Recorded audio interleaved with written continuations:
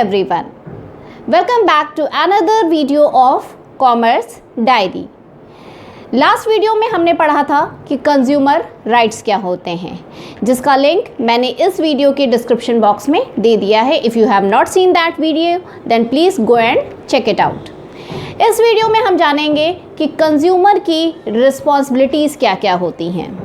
जैसे हमने 6 राइट्स पढ़े थे, वैसे ही कंज्यूमर की बहुत सारी रिस्पॉन्सिबिलिटीज़ होती हैं जिनको हमने 10 कैटेगरीज में कैटेगराइज किया है.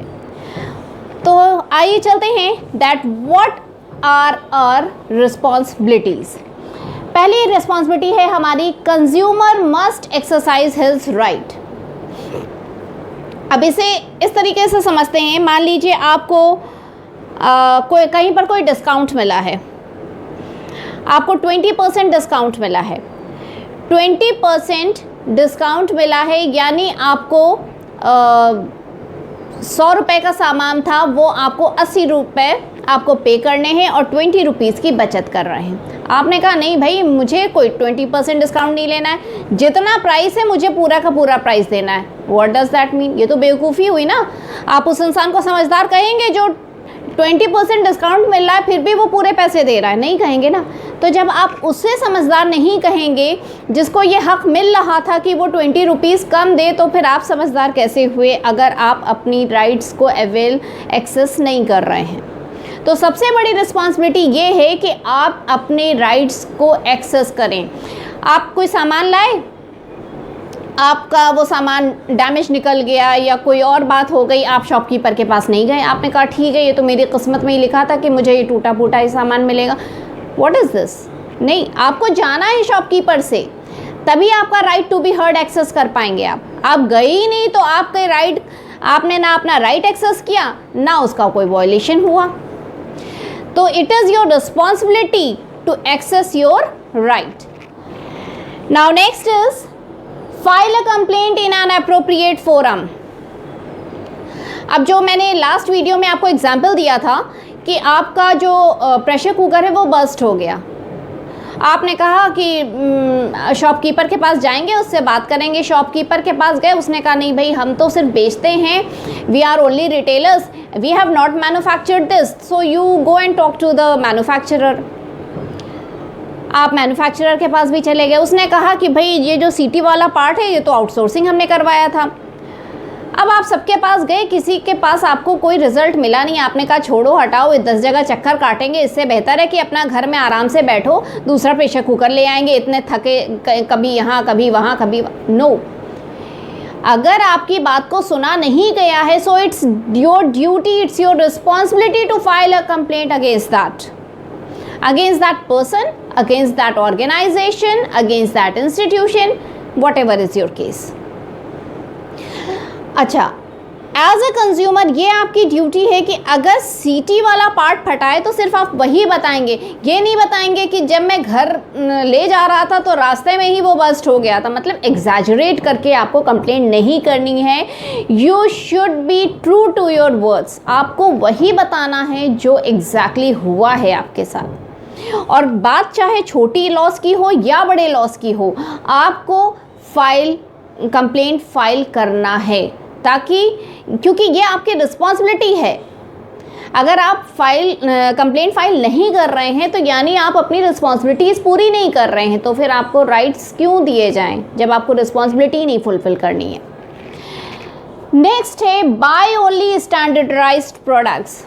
आप लोकल मार्केट से लोकल प्रोडक्ट्स ख़रीद लाते हैं, इसलिए नहीं कि आपके पास पैसे नहीं हैं, इसलिए कि आपको हर जगह बजटिंग करना होता है. वो प्रेशर कुकर जो फट गया क्योंकि आपने चेक ही नहीं किया कि उस पर ISI मार्क है कि नहीं है. आप जब कोई ज्वेलरी ख़रीदते हैं, किसी भी लोकल शॉपकीपर के यहाँ जाकर, ज्वेलर के यहाँ से आप ख़रीद लाते हैं, आपको इस बात की परवाह ही नहीं है कि उस पर हॉल मार्क दिया है कि नहीं दिया है. कोई आप फूड प्रोडक्ट ख़रीदते हैं, कभी आप चेक करते ही नहीं है कि उस पर एग्रो मार्क दिया है कि नहीं दिया है. So it's all your duty, it's all your responsibility. Duty आए या responsibility, answer will be your the same. तो ये आपकी ड्यूटी है कि आप जब कोई सामान ख़रीद रहे हैं तो एक स्टैंडर्ड का सामान, क्वालिटी का सामान ख़रीदें, भले ही वो 4 पैसे ज़्यादा है. 4 पैसे ज़्यादा होगा लेकिन वो सस्टेनेबल तो होगा, ड्यूरेबल तो होगा, उसकी सर्विसिबिलिटी तो होगी, वो कुछ टाइम तक आपको सर्विसेज प्रोवाइड तो कर पाएगा। ये तो नहीं होगा कि आप जो है लोकल मार्केट से कोई लोकल सा सामान ले आए, वो घर में बस्ट हो गया, अब यहाँ वहाँ शिकायत नहीं करेंगे, दूसरा फिर से सामान ले आएंगे। तो यानी आप एक बहुत ही इर्रेस्पॉन्सिबल कंज्यूमर हैं। Sorry. Next is cautious consumers. आप कॉशियस मतलब सावधान रहना। सावधान से क्या मतलब है? यहाँ पर सावधान से मतलब है कि आप गए सामान खरीदने, जैसे मैंने परफ्यूम वाला एग्जाम्पल दिया था, आपको चेक करना है कि ये वाला परफ्यूम अगर मुझे लेना है तो ये यहाँ पर नहीं है, तो क्या उसने आप शॉपकीपर ने कह दिया नहीं भैया ये तो इस टाइम स्टॉक में आ ही नहीं रहा है ही नहीं, हो सकता है वो सच बोल रहा, लेकिन ये आपकी ड्यूटी है कि आप पता करिए 4 दुकान में जाकर कि हाँ ये है कि नहीं है। या फिर आपने कोई सामान खरीदा, कहा भैया देखो ये सामान अच्छा है कि नहीं अच्छा है, पिछली बार ले गए थे अच्छा नहीं था, तो कहा अरे भैया सामान वापस ले आते, हम तो बदल देते। इस बार फिर उसने सामान दे दिया और फिर आपने नहीं देखा। यहाँ पर भी आप कॉशियस नहीं है। कॉशियस का मतलब बहुत सारे केसेस में जब आप शॉप पर गए हैं तो आपके आँख कान नाक सब खुले रहने चाहिए कि सामने वाला मुझे क्या सामान बेच रहा है। ऐसा तो नहीं है कि मैं इस बार भी पैसे दे दूं और बेवकूफ़ बन जाऊं। आपको मोबाइल परचेज करना है तो आप 10 जगह देखेंगे जाकर कि मेरी रिक्वायरमेंट के अकॉर्डिंग कौन सा मोबाइल फ़ोन परफेक्ट है, तभी आप परचेज करेंगे। ऐसा तो नहीं करेंगे कि कोई भी मोबाइल फ़ोन उठा लाएं, या आपको कोई भी फूड प्रोडक्ट ख़रीदना है तो आप पहले पता करेंगे कि ये हार्मफुल तो नहीं है, या ये आपने सेब ख़रीदा किसी शॉप से तो उससे आप देखेंगे ना, हाँ भाई दिखा दो कैसा सेब है, ख़राब तो नहीं है, वैक्स तो नहीं लगा है। ये सारी चीज़ें देखना आपकी ड्यूटी में है, and that is what called cautious consumer. Next is form consumer societies. मेरे यहाँ एक दूध वाला आता था, वो पानी मिला के दूध देता था। मैंने उससे 2-4 बार कहा कि भैया देखो दूध तुम कैसा देते हो, उसने कहा जस्ट इग्नोर हर। ठीक है भाई, अब और कोई है नहीं इस एरिया में, यही है, इसी से लेना पड़ेगा। तो क्या हुआ कि मैंने अपने नेबरहुड में बात किया, उन लोगों के यहाँ भी वही आता था। उन्होंने कहा अच्छा आपके यहाँ भी आता है, हमारे यहाँ भी आता है। इस तरीके से हम 3-4 लोग मिलकर उसके पास, नेक्स्ट टाइम जब वो आया तो उसके पास मिलकर गए और उससे कहा कि भैया देखो सबके यहाँ यही एक ही शिकायत है, और अगर तुम ऐसे ही दूध दोगे तो हम तुम्हें हटा देंगे। अब उस थोड़ा सा वो भाई परेशान हुआ कि ये 4-5 लोग हैं, अगर इन सबके घर छूट जाएंगे तो मेरा तो नुकसान हो जाएगा।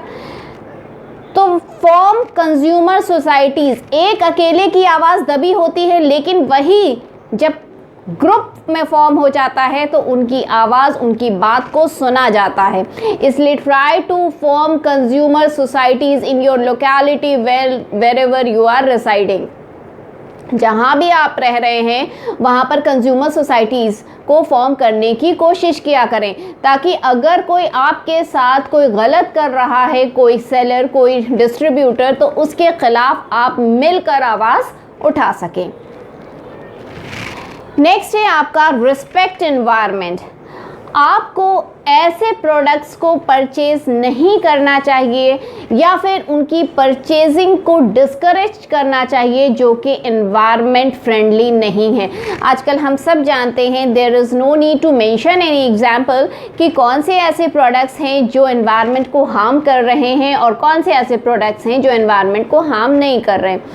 भाई बहुत छोटा सा एग्जांपल है कि अगर आप कोई प्रोग्राम देखते हैं, ठीक है, तो वो प्रोग्राम में आप कह रहे हैं अरे बड़ा बेकार है, बड़ा बेकार है, और उसको देखने वाले उस लोकेलिटी में 100 लोग हैं, ठीक है, और वो जो प्रोग्राम है वो टीवी या उस पर नहीं आता है, वो आपके सोसाइटी में एक जगह है वहाँ पर कंडक्ट कराया जाता है और उसके लिए आप 100-100 रुपये देते भी हैं, एंटरटेनमेंट प्रोग्राम।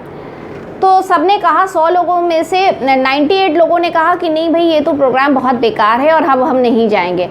अब आप जानना छोड़ देंगे तो क्या आप फिर भी वो प्रोग्राम दिखाएंगे? नहीं दिखाएंगे ना, नहीं उसको कंडक्ट करेंगे क्योंकि कोई देखने ही नहीं आ रहा है। तो उसी तरीके से अगर आप हार्मफुल सब्सटेंसेस को लेना ही छोड़ देंगे तो जाहिर सी बात है जब कंज्यूमर लेगा ही नहीं तो मैन्युफैक्चरिंग क्यों होगी, मैन्युफैक्चरिंग भी बंद हो जाएगी। अब सब लोग शराब पीना छोड़ दें तो शराब की बिक्री भी तो बंद हो जाएगी, ना छोड़ेंगे ना बिक्री बंद होगी, तो ये साइकिल चलती रहेगी। Next is do not carried away by advertisement. ये आपकी ड्यूटी है कि आपको एडवर्टीजमेंट से इन्फ्लुएंस नहीं होना है। अब वो बहुत सारे ऑयल आते हैं कि भाई वो बाल बिल्कुल फ्रिजी से थे और रफ से थे, झाड़ू जैसे थे, और जब लगाया उस लड़की ने तो बिल्कुल कमर तक बाल आ गए और लहराने लगे और सब उसके पीछे चलने लगे। What is this? ऐसा हुआ है कभी? आपने भी तो ऑयल यूज़ किया है ना, क्योंकि आजकल हेयर प्रॉब्लम तो बहुत कॉमन सी प्रॉब्लम है, सबके पास होती है, सबके बालों के साथ होती है, सब लोग कुछ ना कुछ एक्सपेरिमेंट करते रहते हैं। पर किसी का एक्सपेरिमेंट ऐसा हुआ है कि one time usage and the problem is solved. ये सिर्फ एडवर्टीजमेंट्स में होता है। तो ये आपकी ड्यूटी है। बहुत बार आप इन्फ्लुएंस हो जाते हैं, हाँ ये तो बहुत अच्छा दिखा रहे हैं, अरे वाह इससे तो बिल्कुल गोरे हो जाते हैं, फेयर एंड लवली लाना चाहिए। अभी तक तो कोई गोरा हुआ नहीं, अभी तक तो कोई ऐसा तेल बना नहीं जिसने एक ही बार आपने अप्लाई किया बाल में और आपके बाल रेशम जैसे लंबे घने हो गए। ऐसा कभी हुआ है? So do not influence by the advertisements, ये आपका एक रिस्पॉन्सिबिलिटी है। नेक्स्ट रिस्पॉन्सिबिलिटी है डिस्करेज मैल प्रैक्टिसेस। आपके एरिया में सपोज करिए कि कोई मेडिकल स्टोर है, वहाँ पर नकली दवाइयाँ बेची जा रही हैं, आपको पता है, आपने कहा कि भाई मैं तो यहाँ से सामान नहीं ख़रीदूँगा क्योंकि यहाँ तो नकली दवाइयाँ बेची जाती हैं, मैं दूसरे दुकान से जाकर ले लूँगा दवाइयाँ। आपको पता था, आपको ये भी पता है कि आपके लोकेलिटी के और लोग जाकर वहाँ से दवाइयाँ परचेज़ कर रहे हैं, लेकिन आपने उनको भी कॉशियस नहीं किया, उनको भी आगाह नहीं किया, उनको नहीं बताया कि इस पर्टिकुलर मेडिकल स्टोर पर नकली दवाइयाँ मिल रही हैं, क्योंकि नकली दवाइयाँ कितनी हैज़ार्डस हो सकती हैं ये आप सब जानते हैं। लेकिन आपने खुद तो अपना प्रिकॉशन ले लिया कि दूसरे मेडिकल स्टोर पर गए, लेकिन आपने अपनी लोकेलिटी में किसी और को इन्फॉर्म नहीं किया, तो ये कहा जाएगा कि इनडायरेक्टली आप उस शॉपकीपर को सपोर्ट कर रहे हैं, क्योंकि उसका सामान तो बिक रहा है, वो पैसे भी कमा रहा है उन नकली दवाइयों से, लोगों की जानें भी जा रही हैं और आप चुपचाप बैठे हैं। तो ऐसे किसी भी काम को सपोर्ट नहीं करना है जो सही नहीं है। मैल प्रैक्टिस यानी जो गलत है, जो चीज़ सही नहीं है, तो ऐसे किसी भी काम में ना तो आपको इन्वॉल्व होना है और ना ही आपको सपोर्ट करना है, डायरेक्टली या इनडायरेक्टली। आपका नहीं बोलना, ये नहीं कहा जाएगा कि आप शांत स्वभाव के हैं, ये कहा जाएगा कि आप इनडायरेक्टली उस क्राइम को सपोर्ट कर रहे हैं। आपको किसी भी मैल प्रैक्टिस को सपोर्ट नहीं करना है, being a responsible citizen, being a responsible consumer. तो नेक्स्ट है इंसिस्ट ऑन कैश मेमो। बड़ा अच्छा लगता है कि 100 रुपये का सामान मुझे 80 रुपये में मिल गया, भाई बिल का क्या करना है, बिल नहीं लेंगे। अब कोई मामला फंसा कंज्यूमर फोरम में, आपने कहा हम तो कंप्लेंट करेंगे कैसे, आपने तो बिल ही नहीं लिया था, किस बेसिस पर करेंगे, कौन सी डेट बताएंगे कि किस डेट पर आपने लिया था, वो तो कह देगा साहब हमसे तो लिया ही नहीं इन्होंने।